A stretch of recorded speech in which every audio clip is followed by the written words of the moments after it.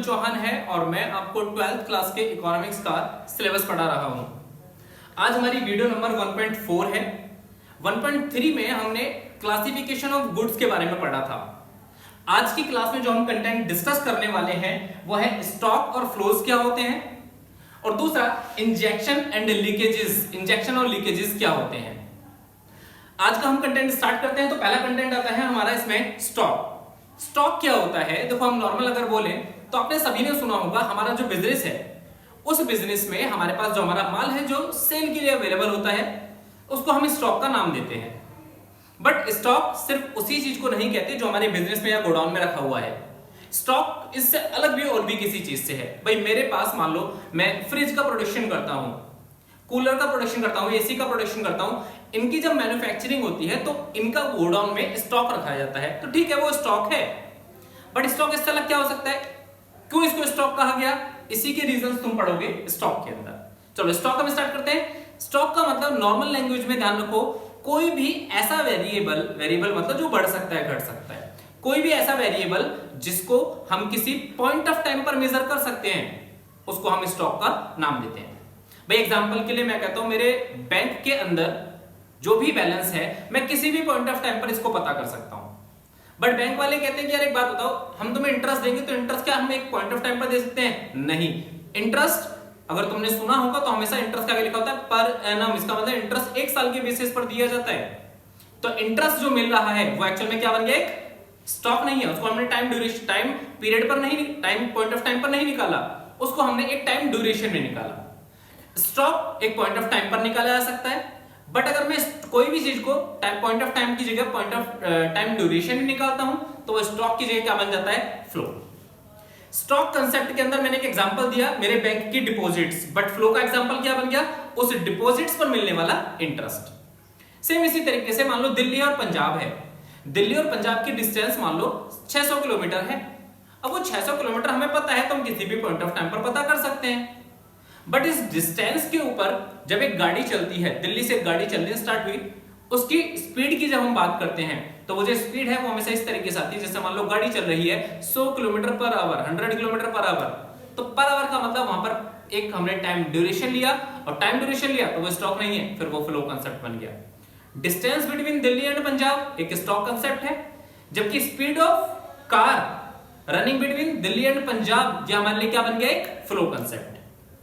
ऐसे ही हमारी कंट्री के अंदर मनी जितना अवेलेबल है वो एक स्टॉक कंसेप्ट है, बट मनी में होने वाला जो चेंज है वो एक फ्लो कंसेप्ट है।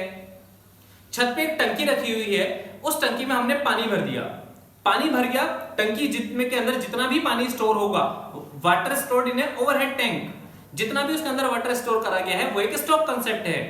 हम साफ कह सकते हैं हाँ भी देखो 500 लीटर इसके अंदर पानी है, हमारे पास पानी का 500 लीटर का स्टॉक है। बट जब मैं उसमें लीकेज करता हूं तो लीकेज में क्या बोला जाएगा? 1 घंटे में 500 लीटर की टंकी खाली हो गई। इसका मतलब अब हमने टाइम ड्यूरेशन ले लिया 1 आवर, और जैसे ही टाइम ड्यूरेशन आया तो leakage of water from the water overhead tank, यह हमारे लिए क्या बन गया? एक फ्लो कंसेप्ट। सिंपल है। कोई भी ऐसा इकोनॉमिक वेरिएबल जिसको तुम किसी पॉइंट ऑफ टाइम पर मेजर कर सकते हो स्टॉक कहलाएगा, बट कोई भी ऐसा इकोनॉमिक वेरिएबल जिसको तुम एक टाइम ड्यूरेशन में मेजर करते हो वेरिएबल कहलाएगा। चलो इनके डेफिनेशन पढ़ते हैं। स्टॉक क्या है? That quantity of an economic variable, economic variable की वो quantities which is measured at a point of time, जिसको तुम मेजर कर सकते हो किस पर? किसी भी पॉइंट ऑफ टाइम पर। ठीक है। एग्जांपल्स मैंने इसके यहां पर कुछ लिखे हैं। सेम ऐसे ही फ्लोज क्या होते हैं? That quantity of an economic variable, economic variables की वो क्वांटिटी which is measured, इसको मेजर करा जाता है during the period of time। इसको मेजर करा जाएगा किस पर? एक पीरियड ऑफ टाइम पर। यहां पर इनको पॉइंट ऑफ टाइम पर मेजर करा जाता है, यहां पर इनको एक टाइम ड्यूरेशन में या फिर एक पीरियड ऑफ टाइम में मेजर करा जाता है। यहां पर मैंने कुछ फ्लो के कंसेप्ट लिखे। तो ये हमारा कंसेप्ट होता है स्टॉक और फ्लो क्या है। स्टॉक और फ्लो के बाद जो हमारा नेक्स्ट टॉपिक आता है ये आता है इंजेक्शंस क्या है। इंजेक्शंस को हिंदी में समावेश कहा जाता है। लीकेज, लीकेज को हिंदी में वापसी कहा जाता है। इनकी हिंदी में और भी नाम है, इनको चरण और भरण भी कहते हैं। अब इतना ज्यादा हिंदी में मत जाना, थोड़ा सा कोशिश करना कि हाँ याद रखो, पर इंजेक्शंस और लीकेज इंग्लिश के वर्ड इनके ज्यादा बेटर हैं। इंजेक्शंस क्या होते हैं, लीकेजेस क्या होती हैं, पहले मैं बताता हूं फिर डेफिनेशन पाते हैं। देखो हमारी इकोनॉमी के अंदर जैसे मान लो मैं ये कहता हूं मैंने पैसा खर्च करा, मैंने इन्वेस्टमेंट करी, मैंने एक नई मार्केट में कंपनी खोल दी। अगर मेरी तरह इन्वेस्टमेंट बहुत ज्यादा होंगी तो इन्वेस्टमेंट ज्यादा होने से प्रोडक्शन एक्टिविटी का लेवल बढ़ जाएगा। सिंपल, हमारी तरफ से अगर कोई ऐसी एक्टिविटीज की जाती हैं जिनकी वजह से इकोनॉमी में प्रोडक्शन का लेवल बढ़ जाता है तो वो सारी एक्टिविटीज क्या कहलाती हैं, इंजेक्शंस। इकोनॉमी के अंदर होने वाले सारे वो टर्म्स जिनकी वजह से प्रोडक्शन एक्टिविटी आउटपुट का लेवल बढ़ता है, ये सारे टर्म्स क्या बनेंगे, इंजेक्शंस। बट अगर मैं कहता हूं कि मैंने ऐसी एक्टिविटी करी, इन्वेस्टमेंट कर ही नहीं रहा, मैं तो सेविंग करूंगा, मैं तो पैसा बचाना चाहता हूं, तो ये जो सेविंग करी तो सेविंग से क्या हुआ, इकोनॉमी में पैसा ही नहीं लग पाया। और जब इन्वेस्टमेंट्स ही नहीं हुई, सेविंग्स बढ़ गई, तो उस कंडीशन में नई फर्में नहीं खुली, नई कंपनीज मार्केट में नहीं आई। और जब प्रोडक्शन एक्टिविटी ही नहीं होगी तो प्रोडक्शन का लेवल डाउन होगा। जैसे ही प्रोडक्शन घटा, लीकेजेस होनी स्टार्ट हो गई। प्रोडक्शन का लेवल बढ़ेगा तो इंजेक्शंस होंगे, बट प्रोडक्शन का लेवल घटेगा तो ये लीकेजेस होंगे। प्रोडक्शन के लेवल के इंक्रीज और डिक्रीज होने को ही एक्चुअल में इंजेक्शन और लीकेजेस का नाम दिया गया है। जो इनके टर्म्स है वो इंजेक्शंस है या फिर लीकेजेस है। अब किन की वजह से प्रोडक्शन बढ़ेगा और किन टर्म्स की वजह से प्रोडक्शन घटेगा वो मैं बताता हूं। जैसे हम प्रोडक्शन के इंक्रीज होने के कुछ रीजंस पढ़ते हैं। जैसे सबसे पहले इन्वेस्टमेंट, जो भी मैंने बताया, इन्वेस्टमेंट करोगे तो इन्वेस्टमेंट करने से नई कंपनियां खुलेंगी, नई नई बिजनेस एंटिटीज आएंगी, नई नई फर्म्स आएंगी, और जब ये मार्केट में आएंगी तो प्रोडक्शन एक्टिविटी इंक्रीज हो जाएगी, प्रोडक्शन में बूस्ट आएगा। इसकी वजह से इन्वेस्टमेंट हमारा एक क्या बन जाता है, हमारा क्या बन जाता है, ये इंजेक्शन। बट अगर मैं सेकंड टर्म की बात करूं तो सेकंड टर्म का नाम है गवर्नमेंट एक्सपेंडिचर।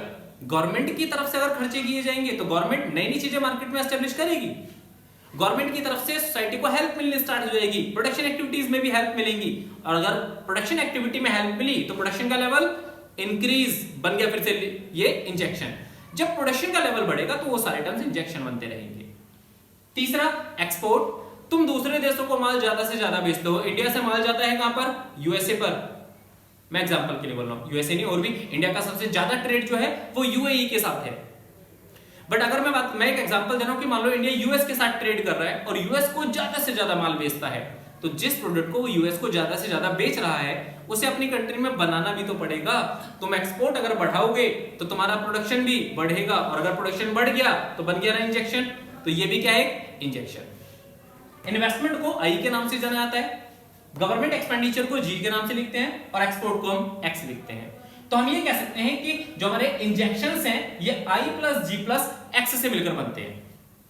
बट अगर मैं लीकेज की बात करूं तो लीकेज का मतलब होता है इकोनॉमी के अंदर ऐसे वेरिएबल्स या इकोनॉमी के अंदर होने वाली ऐसी एक्टिविटीज जिनकी वजह से प्रोडक्शन का लेवल डाउन हो जाता है। प्रोडक्शन का लेवल बढ़ेगा तो ये इंजेक्शन थे, बट अगर प्रोडक्शन का लेवल घटा तो ये लीकेज बन जाते हैं। और जो लीकेजेस हैं ये किस वजह से आते हैं, वो उनके वही कुछ रीजन है। जैसे अगर मैं सेविंग करना स्टार्ट कर दूं तो मार्केट में इन्वेस्टमेंट्स नहीं होंगी, इन्वेस्टमेंट्स नहीं होंगी तो इन्वेस्टमेंट ना होने से प्रोडक्शन एक्टिविटी डाउन हो जाएगी, और प्रोडक्शन घट गया तो आउटपुट का लेवल घटेगा, आउटपुट घट गया तो ये लीकेज बन जाएगा।